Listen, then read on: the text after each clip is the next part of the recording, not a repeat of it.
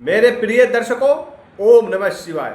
आप लोग कैसे हैं? हमेशा स्वस्थ रहें, मुस्कुराते रहें, भगवान शिव की कृपा बनी रहे। आज हम बात करने वाले हैं ग्रहों में सबसे पवित्र ग्रह गुरु बृहस्पति की। वो मिथुन राशि में गोचर कर रहे हैं, वक्री अवस्था में हैं और अतिचारी अवस्था में हैं। लेकिन 11 मार्च को वक्री से मार्गी हो रहे हैं।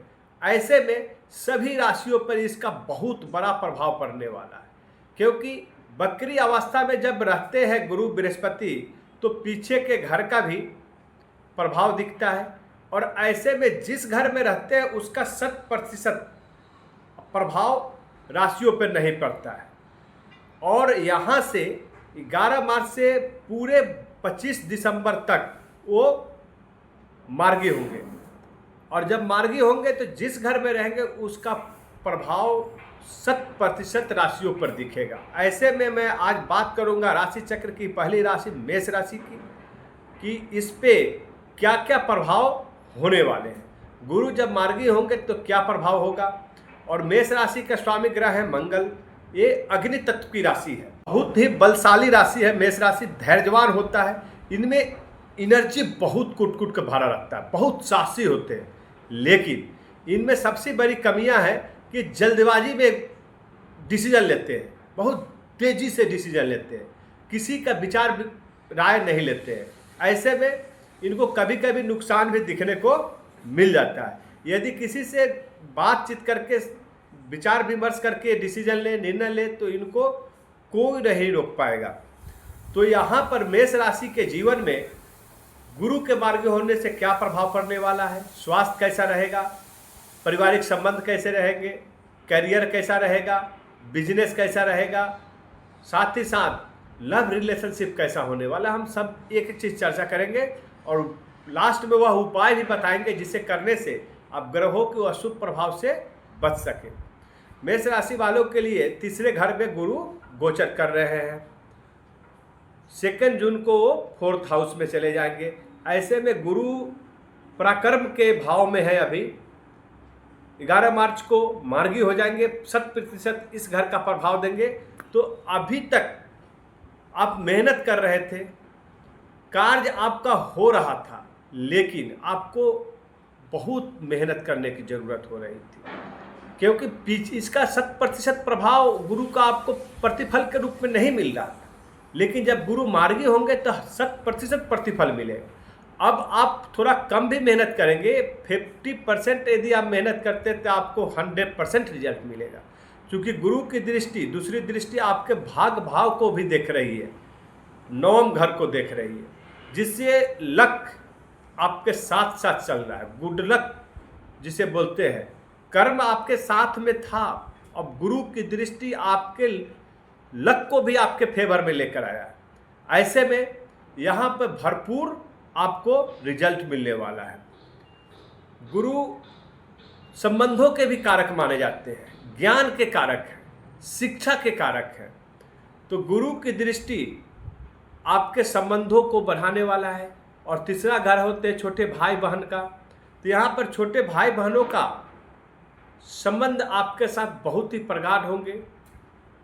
यदि संबंध पहले से मतभेद भरा था तो वह मतभेद अब समाप्त होने वाला है। और गुरु की जो पहली दृष्टि है वो आपके 7वें घर को देख रही है, और 7वें घर होता है पारिवारिक जीवन का, दाम्पत्य जीवन का, बिजनेस का, साझेदार का। तो यहाँ पर गुरु की दृष्टि जिस घर को देखती है उस घर को पवित्र कर देती है, और यहाँ पे गुरु मार्गी होकर दृष्टि डाल रहे हैं। ऐसे में 7वां घर जो आपका है, पारिवारिक जीवन साथी का भरपूर सहयोग प्राप्त होने वाला है, कोई खटास नहीं रहेगा। एक संबंध ऐसा बनेगा जो निस्वार्थ संबंध कहलाएगा। यहाँ पर आपको साझेदारी में किया हुआ बिजनेस, क्योंकि साझेदारी में किया हुआ बिजनेस के घर को भी ये रिप्रेजेंट करता है, तो यहाँ पर साझेदारी में बिजनेस आपका प्रतिफल बहुत ही अच्छा देने वाला है। यदि आप बिजनेस नहीं कर रहे थे, प्लान कर रहे हैं, तो आप 11 मार्च के बाद शुरू कर दें, बहुत ही शुभ समय है। और बिजनेस आपका बहुत ही रिजल्ट देने वाला है, तरक्की होगा, आपका करियर में ग्रोथ दिख रहा है। यहाँ से दृष्टि जा रही है, नवम भाव को देख रहा है, तो लक जो है आपके फेवर में है, कर्म आपका हाथ में है और लक आपके फेवर में है। गुरु की दृष्टि पड़ रही है, बहुत ही प्रतिफल आपको, बहुत ही अच्छा रिजल्ट मिलेगा। और सप्तम घर जो होता है मेष राशि वालों के लिए, वो वैवाहिक जीवन का भी होता है। तो यहाँ पर जो व्यक्ति की शादी नहीं हुआ है, शादी बन रहे थे, फिक्स हो रहा था, लेकिन किसी न किसी कारणवश टूट जा रहा था, शादियाँ नहीं हो पा रही थी, अब ऐसा समय आने वाला है 11 मार्च के बाद में, रिश्ते तो जुड़ेंगे, साथ ही साथ वह आपके शादी में कन्वर्ट होगा। भाग का भरपूर साथ मिल रहा है, धार्मिक यात्रा हो सकता है, करियर में आपकी वृद्धि होगी। नौकरी पेशा व्यक्ति हैं, नौकरी में इनके उतार चढ़ाव चल रहा था, बहुत मेहनत कर रहे थे, आशान्वित थे, लेकिन इनके आशा के अनुरूप फल नहीं प्राप्त हो रहा था, लेकिन अब इनके आशा के अनुरूप फल प्राप्त होगा।